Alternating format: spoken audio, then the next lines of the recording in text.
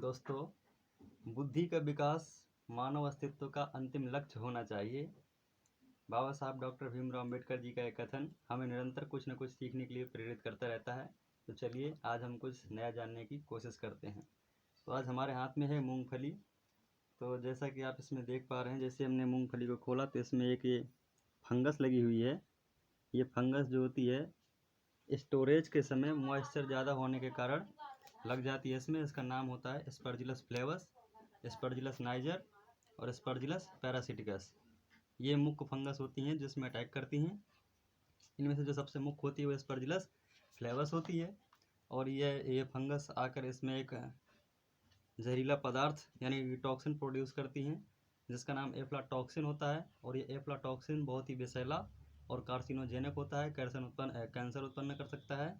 तो ऐसे मूंगफलियों को आप ना खाएं। और आपने जब मूंगफली को खोला होगा बड़ी उम्मीदों के साथ, तो आपने कभी कभी देखा होगा कि ये इस तरह से खोलने के बाद आपकी उम्मीदों में पानी फेर देती है और ये खाली निकल आती है, इसमें कोई भी दाना नहीं होता। ऐसा इसमें कैल्शियम की कमी कारण होता है। तो ऐसा जो पॉड होता है उसके अंदर हवा भर जाती है खाली जगह पाकर। जब हम इसको इससे खोलते हैं तो इससे एक पॉप साउंड निकलता है, नहीं पॉप की आवाज़ आती है, इसलिए ऐसे पॉड को पॉप कहते हैं। और इस जो कैल्शियम की कमी कारण इसमें जो खालीपन रहता है इसको पॉपिंग कहते हैं। तो आप में से बहुत सारे लोगों को ये लगता होगा कि जो मूंगफली है, जो पॉड है, ये पौधों की जड़ों में बनती है। लेकिन अगर आप भी ऐसा सोच रहे हैं तो आप गलत सोच रहे हैं। तो चलिए जान लेते हैं कि ये कहाँ से निकलती है और ये कैसे बनती है।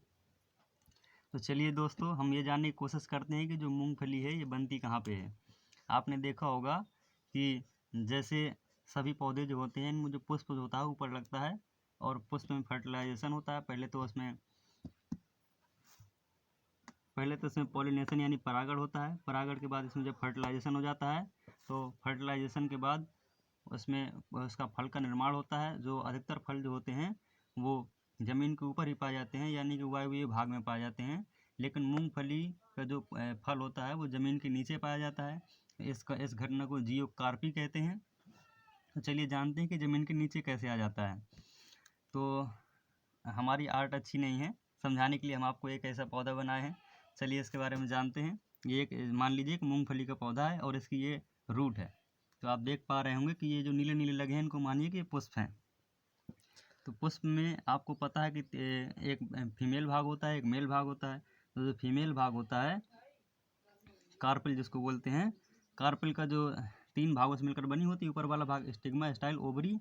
तो इसका जो ओवरी होता है, इसके ओवरी के बेस पार्ट से इस तरीके का एक स्टाक निकलता है फर्टिलाइजेशन के बाद। स्टाक मतलब एक पतला सा डंठल छोटा सा निकलता है इस तरीके से। मान लीजिए कि ये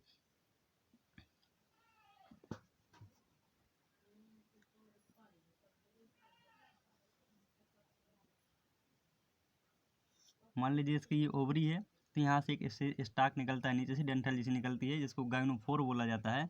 और ये गाइनोफोर कुछ दिन में बड़ा होकर और पतला हो जाता है, लंबा हो जाता है, एक धागेनुमा, जिसको पेग बोला जाता है। यही पेग ज़मीन के नीचे चले जाते हैं और ये नीचे जाने की क्रिया को पेगिंग डाउन कहा जाता है। और फिर ये ज़मीन के नीचे ही अपना पूरा वृद्धि विकास करते हैं और ये मैच्योर होती हैं। तो इसलिए जो मूंगफली की खेती होती है इसके लिए उपयुक्त मृदा होती है वो लाइट सैंडी सॉइल होती है, ताकि पेग आसानी से ज़मीन के अंदर प्रवेश कर सकें। लेकिन जो काली मृदा होती है उसमें कम्पैक्टनेस ज़्यादा होती है क्योंकि क्ले की मात्रा ज़्यादा पाई जाती है। इसलिए काली मृदा इसके लिए मूंगफली की खेती के लिए उपयुक्त नहीं मानी जाती है। तो कैसी लगी हमारी जानकारी कमेंट बॉक्स में ज़रूर बताएं। और आप इस वीडियो का आनंद लें और हम आनंद लेते हैं अपनी मूंगफली का। धन्यवाद।